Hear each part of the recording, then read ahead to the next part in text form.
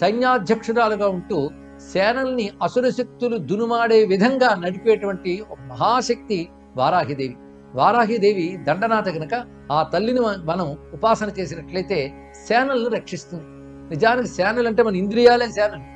ఆ ఇంద్రియాల్లో ఉండే శక్తి ఏదైతే ఉందో ఆ శక్తే వారాహి. కనుక ఇంద్రియ శక్తులన్నీ కూడా వారాహిదేవి అయితే, బుద్ధి శక్తులన్నీ కూడాను శ్యామలాదేవి అయితే, ఈ రెండిటికీ మూలమైన ఆత్మశక్తి అయ్యే లలితాదేవి. ఇది తెలుసుకోవాలి.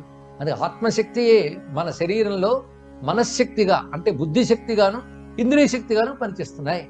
ఇంద్రియాల శక్తి అంతా వారాహి అయితే, మనశ్శక్తులన్నీ బుద్ధిశక్తులన్నీ శ్యామల అయితే, ఈ రెండు శక్తులకు మూలం ఆత్మయే. ఇది గ్రహించాలి.